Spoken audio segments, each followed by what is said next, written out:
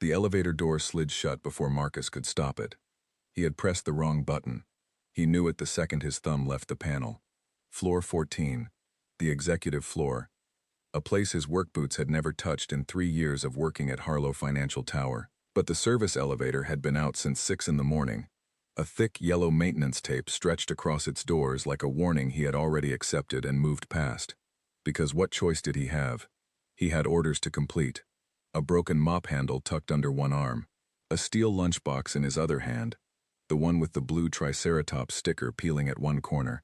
Put there by his 7-year-old daughter Imani, on his first day at this job.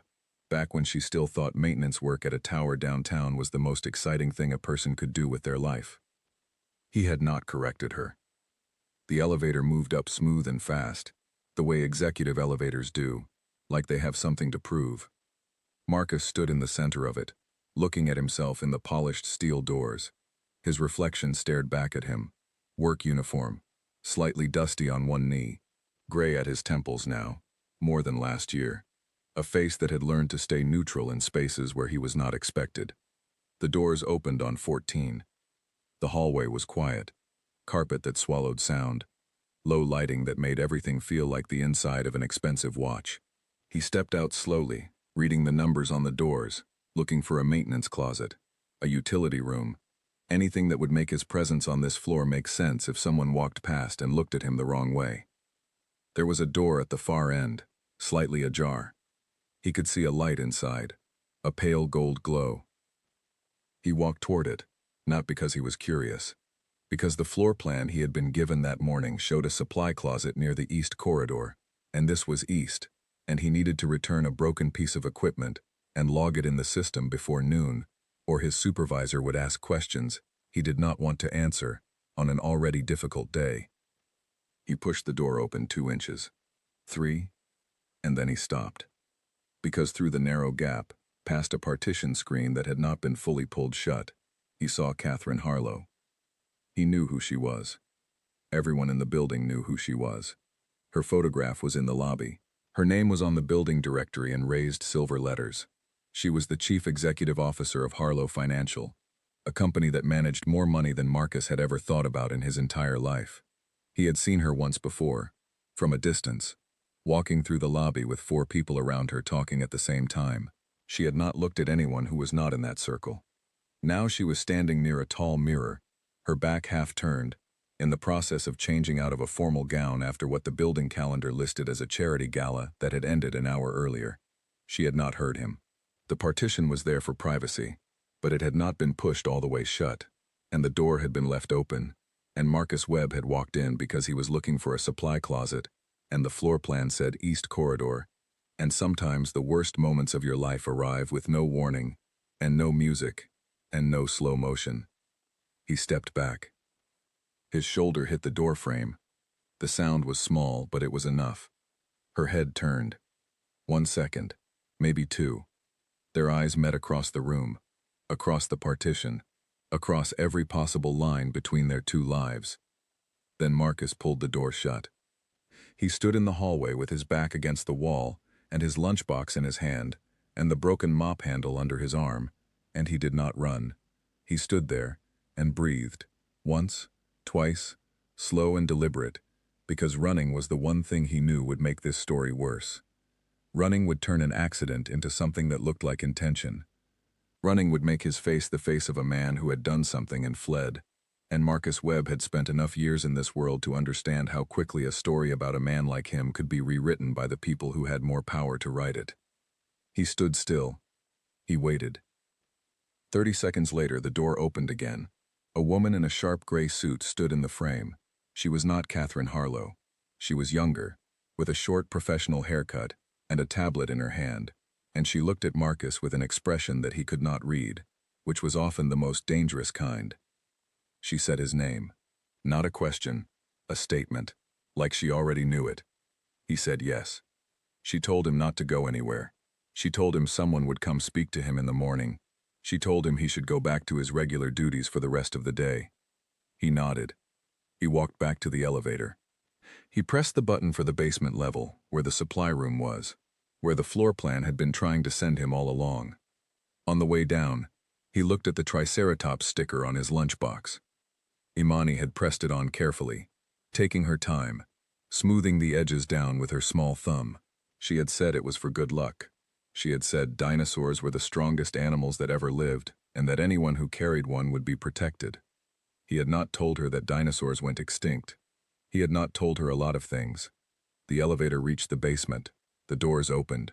He walked out into the fluorescent light and the sound of pipes and the familiar smell of industrial cleaner, and he finished his shift, and he drove home, and he heated up the rice and chicken he had made the night before, and he sat at the kitchen table across from Imani, while she told him about a boy in her class who had cried because a spider walked across his desk. She thought it was the funniest thing she had ever witnessed. He laughed with her.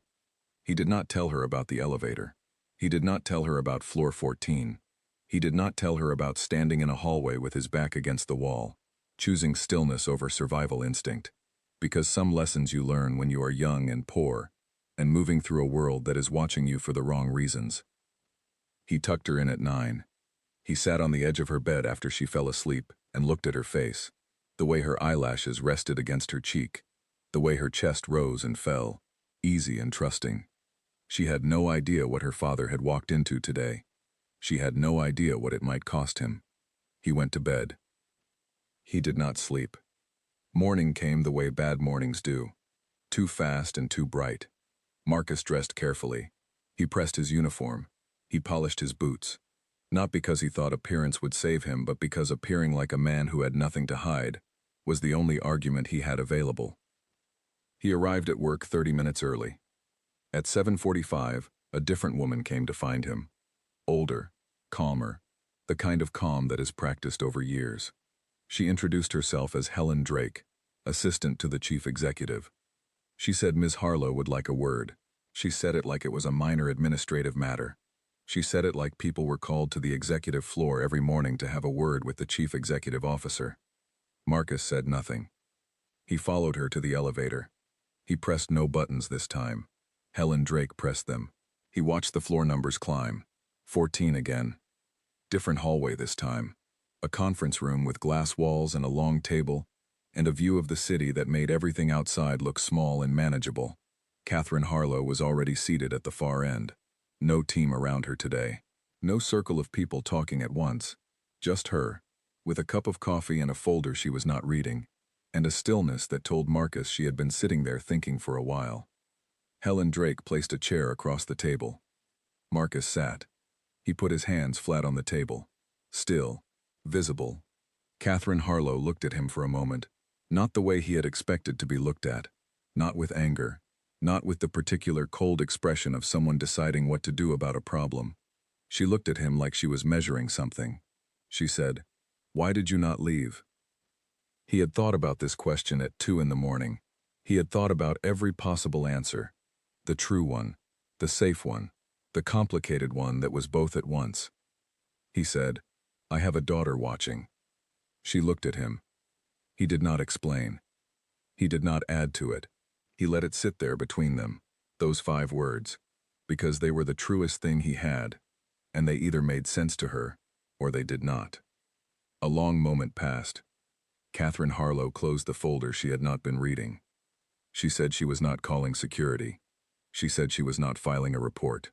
She said that the door had been left open, and that was not his fault, and she had looked into his record and spoken to his supervisor, and what she had been told was that Marcus Webb was a man who did his job without complaint and without drama, and that in a building full of people, that was rarer than most people understood.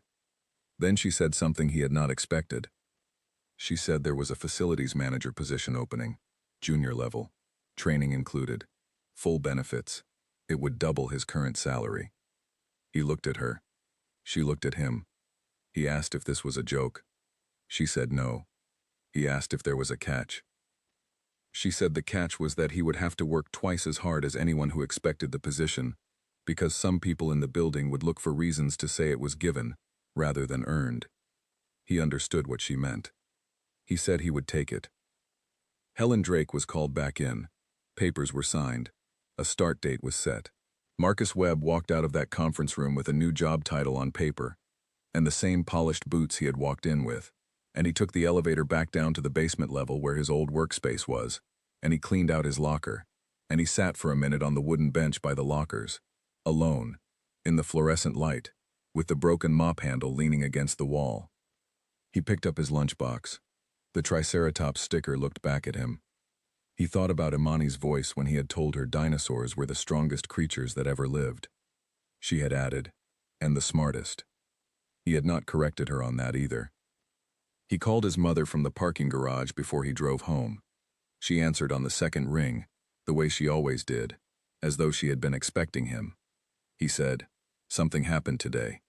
She said, "Good something or bad something?" He thought about it. He said, "I don't know yet." She said, "Then tell me everything and we'll figure it out together." So he did. He sat in his car in the parking garage of Harlow Financial Tower, with the city moving outside and the engine off, and he told his mother about the wrong elevator and the wrong floor, and the 2 seconds that had changed the entire shape of his week. And when he was done, she was quiet for a moment, and then she said, in the voice she used when she wanted him to remember something, "You stood still, Marcus." He said, "Yes." She said, "That's not nothing." He knew she was right. He started the car and drove home to Imani. The first week in the new role was the quietest kind of hard. Nobody yelled at Marcus. Nobody was rude to his face. What happened was subtler than that. And subtlety, he had learned long ago, is just cruelty with better manners. People looked at him a half-second longer than necessary. People who had nodded at him for 3 years in the service corridors now passed him in the main hallway with eyes that slid sideways. His new office was a small room near the facilities management suite on the 4th floor. It had a desk, a computer, a window that looked out onto the ventilation shaft of the neighboring building, and a chair that wobbled slightly on the left side. He adjusted to the wobble by the second day. His new supervisor was a man named Peter Graves, facilities director, 15 years with the company. Peter Graves was the type of person who was not actively unfriendly, but who organized his warmth very carefully. He shook Marcus's hand on day 1 and showed him the work order system and the vendor contacts folder and the building maintenance log that went back 8 years, and then he said, "Anything you need, doors open." The door was never actually open. Marcus did not mention this. He read the maintenance logs from the beginning, all 8 years. He took notes on his phone because his handwriting had always been faster on a keyboard. He learned the building's mechanical systems the way he had learned his daughter's school schedule, by repetition and attention, until it stopped feeling like information and started feeling like instinct. He was good at the job. He knew it. He suspected Peter Graves knew it too, which was possibly why Peter Graves stayed professional and distant and polite in the precise way of someone managing a complicated feeling.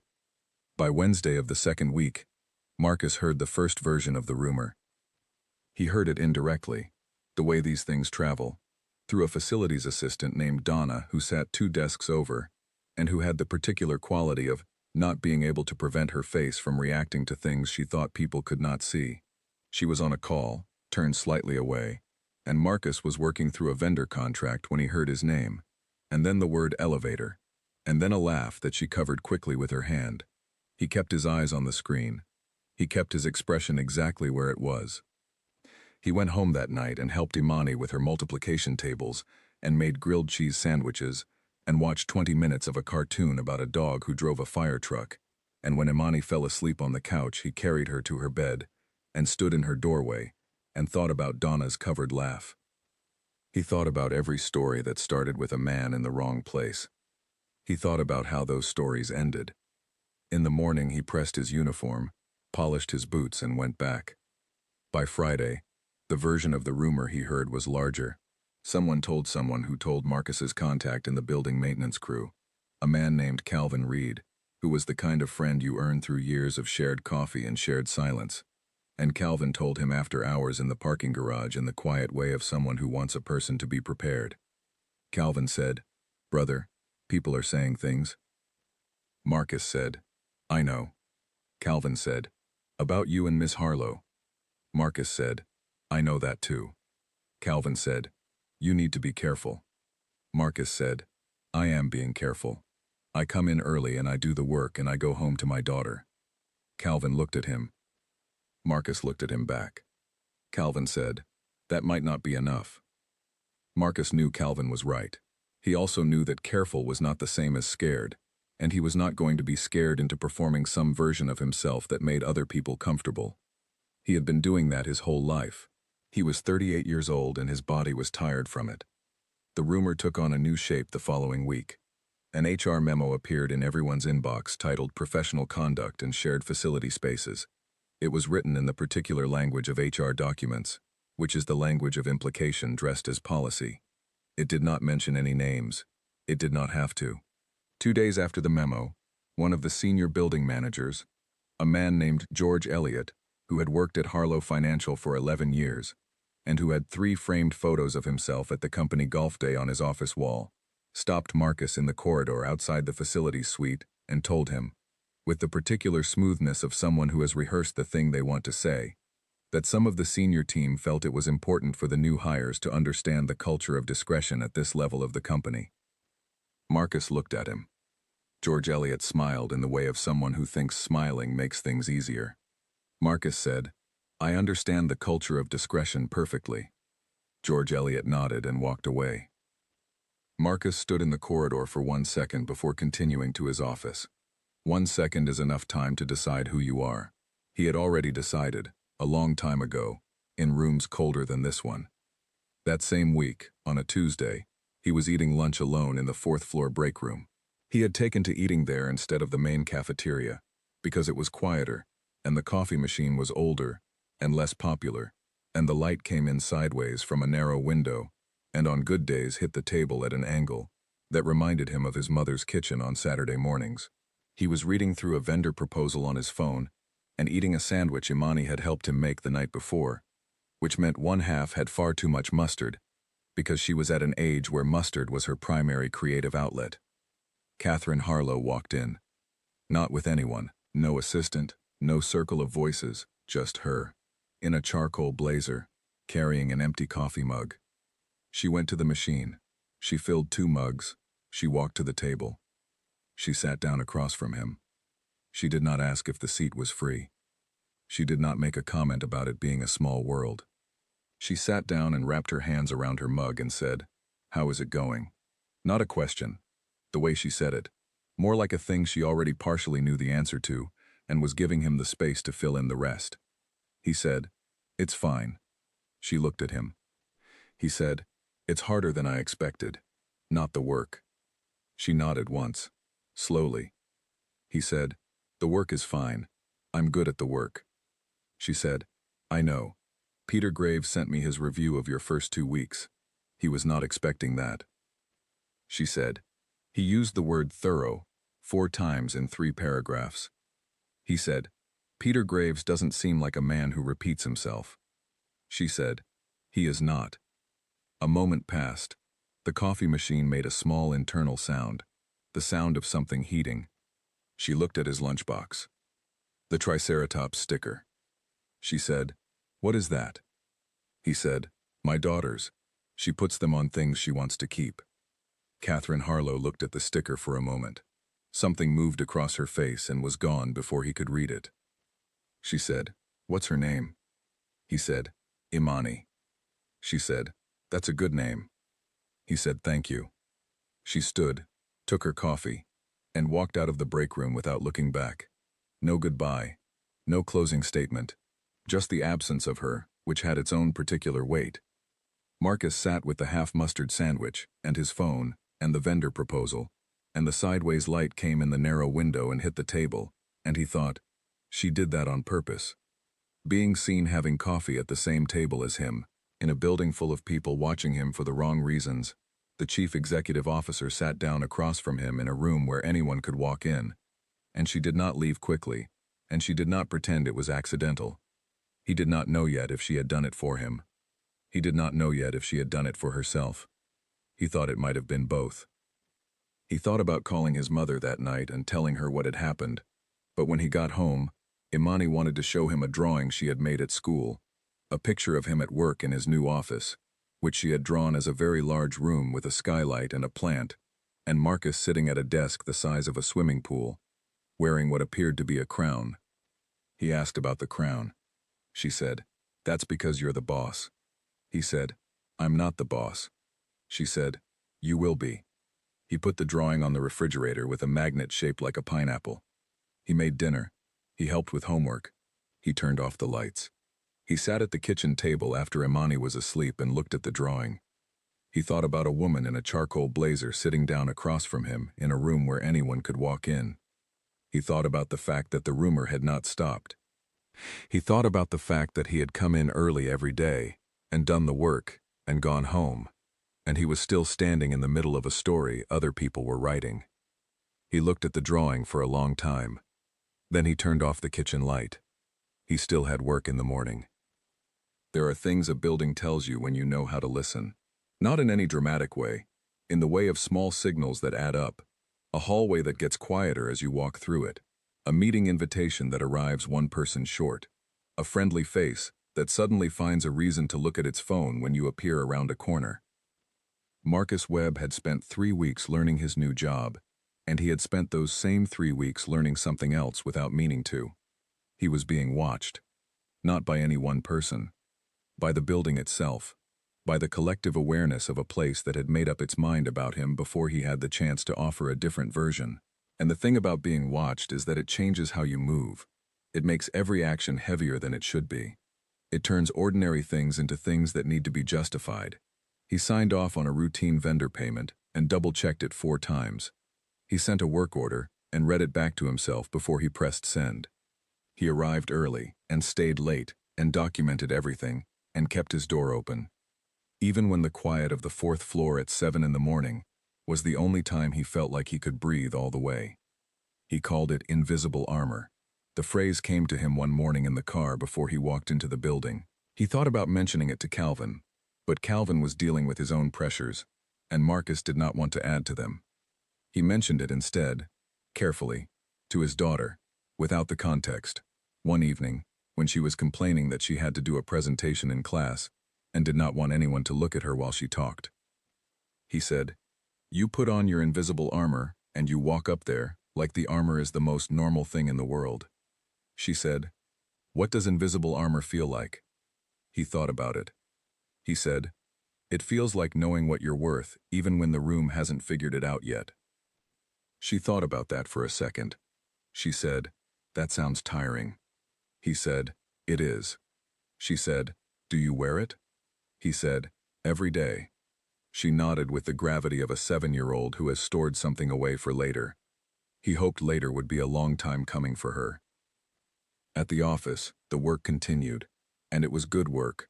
Marcus had a talent he had not known he had until this role gave him the room to use it, which was the ability to see systems, not just the mechanical systems of the building, the HVAC, the electrical load management, the elevator maintenance schedules, but the human systems. Who was responsible for what? Where the communication broke down. Where 2 departments were duplicating cost because neither knew the other was doing the same task. He found 3 of these overlaps in his first month and wrote up a simple 1-page report that he sent to Peter Graves without announcement. Peter Graves read it. Then he walked into Marcus's office and sat in the chair across the desk and looked at the report in his hand for a moment. He said, "Where did you learn to see this?" Marcus said, "I've been fixing buildings for 12 years. You learn that most problems aren't in the walls, they're in the plan." Peter Graves looked at him. Then he said, "I'll send this up." He sent it up. 3 days later, Marcus received an email from the office of the chief executive. Not from Catherine Harlow directly, from Helen Drake, her assistant. It said that the cost reduction analysis had been reviewed at the senior level, and that Marcus was invited to present it formally at the next facilities leadership meeting. He read the email twice. He checked the calendar invite. The meeting had 12 names on it. His was the newest. He spent 4 days preparing for a 30-minute presentation. He knew that 30 minutes was not really 30 minutes. It was an audition. It was a room full of people who had already formed an opinion about him, and a stack of numbers he had compiled, and a single shot to change the conversation from what they thought his story was to what his work was actually saying. He called his mother the night before. She said, "Do you know the material?" He said, "Yes." She said, "Do you believe it?" He said, "Yes." She said, "Then walk in there like you do." He did. The room was large. Glass walls. The same carpet that swallowed sound. George Eliot was seated at the far end, which Marcus noted and then moved on from. The way you note the position of the one stone in a path that could turn an ankle, and then watch for it without slowing down. Marcus stood up. He had not prepared slides. He had prepared a printed summary for each person in the room, and a clear-headed walk through 3 months of building data. He presented for 26 minutes. Nobody interrupted. When he finished, the room was quiet for a moment, the particular quiet of people recalibrating.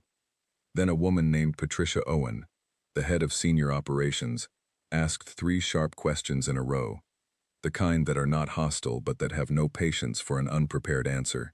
He answered all 3, directly, without filler. She nodded slowly.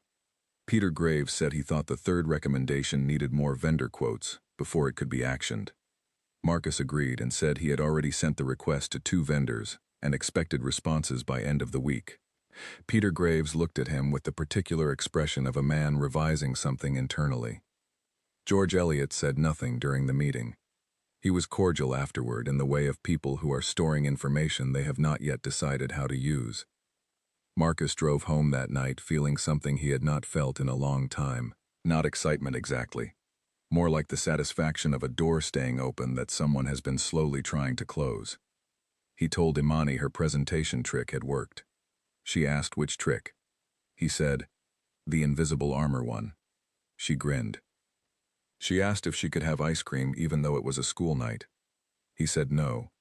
She tried 3 more times in different creative arrangements, and the answer remained no. She went to bed. He sat at the kitchen table with a cup of tea going cold and thought about what happened next. Because the presentation was one moment, and moments are not permanent. He knew that. He also knew that the rumor had not gone away. It had quieted slightly, shifted from active whisper to background noise, but he could still feel the shape of it in the building when he walked through certain hallways at certain hours. What he did not know was what was happening on the floor above him. He did not know about the 2 board members who had gone to Catherine Harlow separately, in the same week, and suggested, each in their own diplomatic language, that the Marcus Webb situation was becoming a distraction. He did not know that one of them had implied that appearances mattered more than merit in certain sensitive personnel decisions. He did not know that Catherine Harlow had sat through both conversations without changing her expression, and then asked Helen Drake to pull 3 years of the complainant's own personnel decisions and lay them side by side on her desk. He did not know any of this. He knew the work order system and the vendor contacts and the maintenance log and the wobble in his office chair, which he had fixed by the 3rd week with a piece of cardboard folded twice under the left rear leg. He knew the Triceratops sticker on his lunchbox was starting to lose its edges. He made a note to ask Imani if she had a replacement. She was going through a sticker phase that showed no signs of ending. He was grateful for it. Time does something strange when you are fighting quietly. It doesn't slow down. It doesn't speed up either. It becomes thick, like moving through something that has weight. Every day is the same shape. Early arrival. Work that is good and grows better. Lunch in the small break room. Late departure. Drive home. Dinner with Imani. Her voice filling the apartment the way water fills a cup, all the way to the edges. And underneath that shape, invisible to anyone watching from the outside, the constant low awareness of being a man whose story was being written by other people in another room. Marcus had been in the facilities manager role for 11 weeks when Peter Graves called him in and told him about the 2nd-level review. Peter Graves looked almost uncomfortable saying it, which was new. Discomfort required a degree of investment that Marcus had not previously detected in the man. Peter Graves said, "The senior team reviewed your performance report." Marcus waited. Peter Graves said, "And your cost reduction proposal has been approved in full." Marcus said, "All 3 recommendations?" Peter Graves said, "All 3. Implementation starts next quarter." Marcus nodded. "Let it land." Peter Graves said, "There is something else." He slid a folder across the desk. Marcus opened it. Inside was a letter on company letterhead. A new title, Senior Facilities Manager. A salary adjustment that caused him to read the number twice. Peter Graves said, "This is based on merit. I want that to be clear. I reviewed the criteria myself. Marcus understood that Peter Graves was saying this not just to inform him, but to establish it, out loud, as a fact with a witness. He appreciated it more than he said. He said, "Thank you." He took the folder. That evening he sat across from Imani at the kitchen table while she ate pasta, and told him a very involved story about a disagreement between two girls in her class over a pencil case. The story had at least 4 acts, and a subplot involving a missing eraser. He listened to all of it. He always listened to all of it. After she was done, and he had confirmed that the pencil case situation had been resolved through teacher intervention and the sharing of a compromise eraser, he said, "I got a promotion today." She stopped chewing. She said, "What does that mean?" He said, "It means I do more important work and they pay me more." She thought about this. She said, "Does that mean we can get a dog?" He said, "That means we can talk about the possibility of eventually discussing the concept of a dog." She said, "So yes?" He said, "It means not yet." She accepted this with the grace of a child who knows when to wait. What Marcus did not tell Imani, and what he had not fully told himself yet, was that the promotion felt like 2 things at once. It felt like vindication, which was warm and solid and earned. And it also felt like a new weight, because he understood that every step up he took would be looked at twice. Every decision he made would be compared to a version of him that the building had already decided on in the second week, the version that arrived on floor 14 by accident and had not yet been given the chance to be more than that moment. He was not angry about it. He was tired of it. There is a difference. Anger wants a fight. Tiredness wants rest. And when rest is not available, it wants the work to eventually speak so clearly that the other noise becomes irrelevant. He chose the work. He also, around this time, began to understand something about Catherine Harlow that he had not understood before. He understood it not from anything she said to him directly, but from the pattern of what happened around him. The board complaints had not been anonymous. He learned this from Calvin, who had a friend in the administrative office, who had mentioned, in the oblique way of people sharing what they probably should not, that there had been pressure applied from senior level to revisit Marcus's appointment, and that the revisitation had not gone the way the applicants expected. He also learned, again through Calvin, through the invisible network of people who actually run buildings, that 3 years of a particular board member's personnel decisions had been reviewed and documented. He put these pieces together slowly, the way you assemble something without the instructions, by turning the pieces over and seeing what fits. Catherine Harlow had not simply hired him and moved on. She had stood behind the decision, quietly, without announcement, with documentation and precision, and the kind of patience that you develop when you have spent years in rooms where other people expected you to be easier to move. He thought about the break room, the coffee, her sitting across from him without asking if the seat was free. He had been right. It had been deliberate. He had also been right about it being for both of them. One evening in the 12th week, he passed her in the main lobby. She was with 3 people, talking. Their eyes met the way they did now, briefly, with the ease of 2 people who have established, without saying it, what they are and are not to each other. Professional, clear, grounded in mutual respect. She gave him the smallest possible nod. He gave it back. The 3 people with her did not notice. There was nothing to notice, just 2 colleagues passing in a lobby, just 2 people who had both made the same kind of choice under pressure, each in their own language, and who recognized that in each other without having to name it. He went home. He helped Imani with a school project about animals that live in the ocean. She wanted to do her project on the mantis shrimp because she had read that it could punch fast enough to boil water, and she felt this was the most important fact she had ever encountered. He helped her write 3 sentences about the mantis shrimp, then 4 more, then 5. She wanted to write the whole project on the mantis shrimp. He said, "You have to mention other animals." She said, "But the mantis shrimp is the best one." He said, "You can lead with the mantis shrimp. Open strong, then bring in the others." She thought about it. She said, "Like a strategy?" He said, "Exactly like a strategy." She nodded.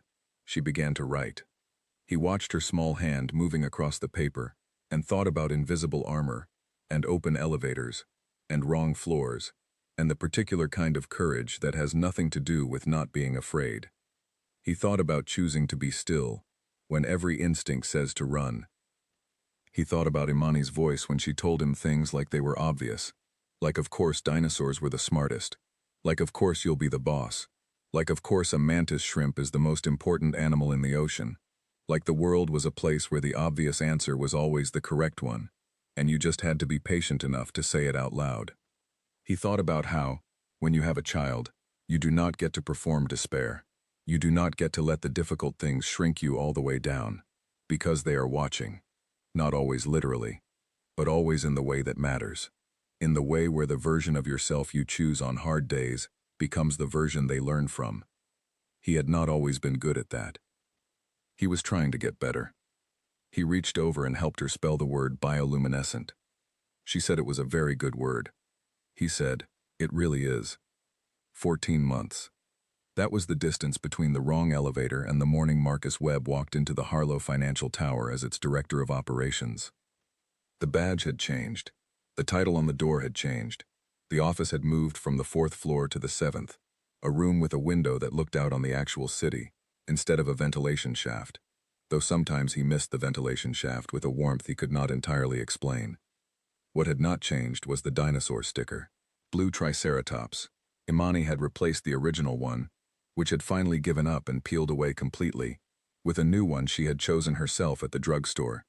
She had spent 12 minutes evaluating the options, and chosen this one because it was blue, she said, for the new chapter. She was 8 now, and spoke about chapters. He wore the new badge with the sticker on the back, where only he could see it. He had a team of 8. They called him Mr. Webb, which still required a half-second of internal adjustment every morning, the moment between hearing it and accepting that it was for him. He ran the operations of a 22-floor building. He handled vendor contracts, facility budgets, maintenance scheduling, emergency protocol reviews. He sat in rooms where people presented information to him and waited for his decision. He made decisions. He had learned, in 14 months, that good decisions were less about certainty than about preparation, that the feeling of knowing what to do rarely arrived in advance. It arrived in the moment, built from everything you had paid attention to and stored and allowed to sit in you without forcing it. He had learned this from work. He suspected he had actually learned it from Imani. One morning, early, a new maintenance worker named Paul Aldridge found himself on the wrong floor. It happened the way these things happen. The service elevator was slow, and Paul had taken the passenger elevator 1 floor too high, and he came around the corner onto the 8th floor executive meeting corridor with a toolbox in his hand and confusion on his face, and he nearly walked into Marcus, who was heading to an early morning vendor call. Paul Aldridge stopped. He said, "Sorry, sir. I've got the wrong floor. I was looking for the mechanical room on 7. Marcus looked at him. 20-something. Work uniform. Clean. First month in the building. If Marcus had his scheduling right. Marcus said, "Mechanical room is 1 floor down. Take the stairwell at the end of this corridor. It's faster than waiting for the elevator." Paul Aldridge said, "Thank you, sir. Sorry again." Marcus said, "No need to be sorry. Wrong elevator, wrong floor. It happens." Paul Aldridge nodded and headed for the stairwell. Marcus watched him go. He stood in the corridor for a moment before continuing to his office. He thought about a lunchbox with a dinosaur sticker, about standing against a wall with a broken mop handle, about a question that had come from across a conference table with no anger in it, and everything else. Why did you not leave? He had answered it in 5 words. He had spent 14 months earning them. In the months since the promotion that had started it all, Catherine Harlow and Marcus had moved into the particular professional distance of 2 people who respect each other completely and express it through doing their jobs well, rather than through any ongoing personal exchange. They crossed paths in meetings sometimes, in the lobby occasionally, once in the elevator, briefly, heading to different floors, with the comfortable quiet of people who share context without needing to perform it. She was still fighting battles he did not see directly, but could read in the shape of what happened around him. The board member who had applied the most pressure in Marcus's early months had quietly resigned 6 weeks after the cost reduction proposal was approved. No statement, no public accounting. Just an absence that filled the space where a particular variety of institutional resistance used to be. Marcus had noted this. He had said nothing about it to anyone. Some things deserve their silence respected. He thought about Catherine Harlow sometimes in the abstract way of thinking about someone who made a decision that changed the shape of your life. Not with anything complicated, with the clear and grounded feeling of a person who has been treated with fairness by someone who did not have to treat them with fairness, and who understands what that cost. He hoped she knew he understood. He suspected she did. He suspected they were both people who communicated understanding through behavior rather than declaration. He was good with that. On a Friday afternoon in early spring, the building held a small event for a promotion in the senior team. Nothing large, a gathering in the conference room on 12 with catered food and brief speeches. Marcus attended because his role was in the senior facilities team, and he belonged in the room. He had belonged in rooms for 14 months now. It still felt, sometimes, like a fact he was reminding himself of, rather than a feeling he had fully inhabited. He was working on that. A junior analyst, a young woman named Sophie Grant, 2 months into her first role at the company, found herself standing next to him at the coffee station between speeches. She was the type of new employee who tried to look more comfortable than she felt. He recognized this immediately. She said, "You've been here a while, haven't you?" He said, "About 3 years in total." She said, "Any advice? For someone just starting out?" He thought about it. He thought about wrong elevators and conference rooms and break rooms and invisible armor and drawings on refrigerators, and a small child telling him he would be the boss like it was the most obvious thing in the world. He said, "Do the work like it matters before anyone else acts like it does." She nodded slowly, processing it. She said, "What if the work doesn't get noticed?" He said, "Keep going." She said, "What if it takes a long time?" He said, "Keep going." She smiled a little, not the practiced smile of someone in a professional room, the small, real one. He got his coffee. He went back to the group. That evening he drove home along the usual route, past the convenience store where he sometimes bought Imani a small candy bar on Friday nights, which she had codified into a ritual that was now apparently legally binding according to her. Past the park with the broken swing that the city kept promising to fix. Past the bakery with the sign in the window that had been advertising the same cake since winter. He parked and walked up the stairs and unlocked the door. Imani was at the kitchen table doing homework. She had her tongue at the corner of her mouth the way she did when she was concentrating. Her backpack was half open on the chair beside her. A permission slip was sticking out of the front pocket, which he noted and would remember to sign. She looked up. She said, "Did you bring the candy?" He held it up. She extended her hand without looking away from her homework. He placed it in her palm. She said, "Good." He sat across from her and opened his bag and started on the email he had not finished at the office. The kitchen was quiet in the way of evenings that are exactly what they need to be. A child's pencil moving across paper. A notification from a vendor he would deal with Monday. The refrigerator hum. The permission slip sticking out of the backpack. Imani finished a line of homework and looked up. She said, "Daddy?" He said, "Yeah?" She said, "Are you happy?" He looked at her. She was watching him with the same gravity she brought to evaluating dinosaur stickers and mantis shrimp, and the exact amount of mustard a sandwich required. 8 years old, and already asking the important questions like they were the obvious ones, because to her, they were. He thought about it honestly, the way you owe a child honesty when they ask something real. He said, "Yes." She nodded like this confirmed something. She said, "I knew you would be." She went back to her homework. He went back to his email. The kitchen was quiet, and the city was outside the window, and somewhere across the city, in a building with its name on the lobby directory, a woman named Catherine Harlow was making decisions that shaped the kind of company people like Paul Aldridge and Sophie Grant and Marcus Webb got to walk into in the morning. And Marcus Webb was one of the people shaping what happened inside it. That was enough. That had always been enough. He signed the permission slip. He put the candy bar wrapper in the recycling. He turned off the kitchen light at 9:15 and checked that the door was locked. and went to bed in an apartment that did not feel like a place he was surviving anymore. It felt like a place he had built, not alone, but his.